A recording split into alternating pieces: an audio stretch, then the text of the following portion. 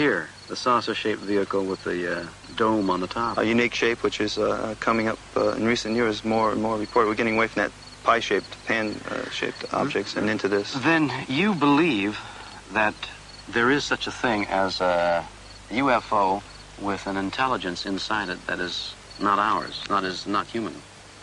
I think that is one of the characteristics which we can assume. UFOs behave in most cases in a linear fashion, a purposeful fashion. They do not, they seem to have a motive behind it. This is true in all categories: nocturnal lights, daylight discs, close encounters. We have this linearity of purpose and in many cases linearity of behavior. That is, they don't show up in one part of the sky and then just disappear and show up in another part. You can usually trace their motions and movements. They interact. They have this interactability with our environment and with our physical world. In other words, they leave traces in the ground. They leave UFO rings. There is some evidence of that, too. There are some good examples here of rings. Right here, of the burnt-out areas. Where was this? In Australia? That's Melbourne, Australia. And there are over 300 such rings seen in conjunction with UFO sightings. These aren't just patches in the ground because there is a fungus which will cause these patches, but these are seen in conjunction with UFO sightings in numerous cases. Can you deduce something of their characteristics, their intelligence, their motivation, by their actions? Mathematically or logically, there's not much to deduce there. We haven't had any contact, and that in itself is a hint, I think, to the motivation behind the UFO occupants, if there is such a thing, or the UFO intelligences. They don't care about interacting with us, at least on our conscious level. They're not.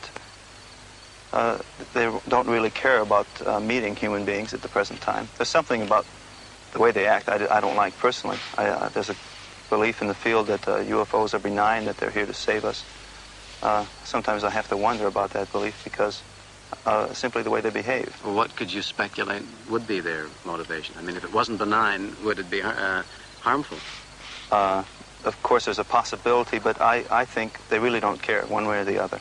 I think they're here perhaps for their own motives, which maybe we can't understand their motives, but whatever it is, I think it's wrong to think they're here to save the world, and I think it's wrong to think that they're here to destroy it. I wonder if it's not an attempt by so many people to explain the inexplicable. It's used that way. The UFOs is used that way. It's misused. Misused, abused perhaps, and widely disbelieved. How, the skeptics say, could an extraterrestrial travel the vast distances? The distances between the Earth and the other solar systems are so great that no human being could ever travel them in his lifetime, unless he were able to travel at much greater speeds than are known to us today. Even if we could actually travel at the speed of light, a space crew would still need centuries to get from one solar system to another. Einstein proved that isn't true with his theory of relativity. At these high speeds, time dilations go into effect. The greater the speed, the less time passes. This table shows how that works on a spaceship traveling at a speed of 500 million miles an hour. On the left, the years which pass for the ship's crew. On the right, the elapsed years for the same time period on Earth. After 15 years of spaceflight, 80 years have already passed on Earth. The longer the rocket is underway, the greater the difference between the time which passes on board the ship and the years on the Earth. The longer the spaceship is en route, the greater the difference between the time in the ship and the time on the ground.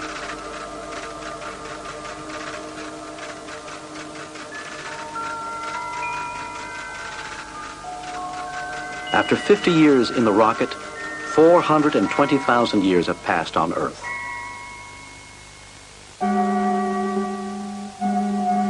Close UFO contacts have been reported from Pascagoula, Mississippi, from Fargo, North Dakota, from Liberty, Kentucky. I spoke with Officer Bill Patrick of the Stony Point, New York Police Department, and with Sergeant Tom Gerace of Haverstraw. What did you see? The first sighting that we had reported to us was on the 21st of August, a little after 1 in the morning. And I responded to the call, and there was Mr. and Mrs. Gus Gizis said that they were watching a star, and that it seemed to be a pulsating star, but they could notice a little bit of light in it. So Mr. Gizis got out some binoculars and looked at it, and you could see a distinct red and green flashing light coming from the star, and he called me over there. And I observed the same thing as he explained to me, exactly as he explained it to me. What makes you gentlemen think that it wasn't a balloon or a meteorite or something like that? Well, because of the way it was so erratic. You know, it stayed still for so long, and it was, had this aluminum green light, a strobe red, and a strobe white. And then all of a sudden, from that standing position, it took off at a very high rate of speed. This was, of course, a different sighting from Officer Patrick. It was the same night Officer Patrick was on, because I was talking to the desk officer, and he said he was out there observing the same thing. Have you seen it at any other time? Yes, I did, over the Lubbock power plant. You've seen it over the Lubbock power plant? On the first sighting, we really didn't think it was some sort of UFO. We thought maybe it was a satellite, a weather satellite or something to that extent. What made you change your mind? Well, we had numerous other sightings. Between the 21st and the 30th, we had 9 sightings. And they were observed by some 70 people in the town. And we had some 7 police officers also confirm the sightings. There was movement in the what appeared to be a star. And it would move in one direction, then turn and go into the other direction. I observed the light for 45 minutes in the west end of our town there. And the light just stayed there for at least 40 minutes. And then when it did take off, it took off at a very high velocity into the northwest section of our town. Have you seen lights over the power plant, too? Yeah. The first sighting was a UFO that hovered over the power plant for about 45 minutes. And you saw it clearly? That was right. That was on the 21st of August. And you saw that, too? I certainly did. And there were a number of other officers and people who have seen it? Yes, as a matter of fact, I had my whole family and my neighbors. They were all watching. All over the power plant? All over the power plant. plant. Can you speculate on anything that they might have been doing? It just seems that they might have been observing us. Thank you.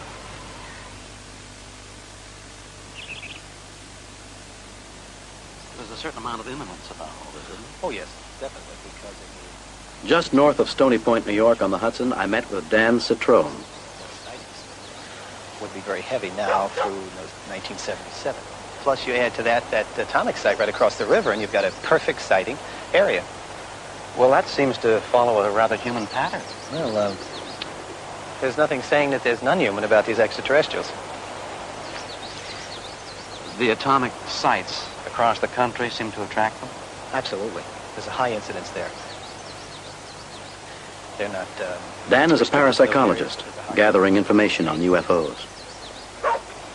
You mean it's possible that the extraterrestrial beings in those UFOs think like human beings? Not so much think like human beings. I'm sure they understand our thinking. But we have to get ready for some very extreme ways of thinking, extreme ways of viewing things. They're obviously beyond us in technology. You lead a center in the New York area.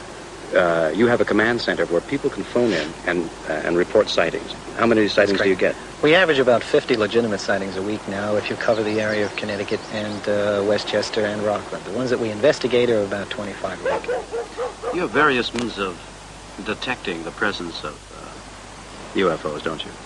Yeah, this is... UFOs, don't you?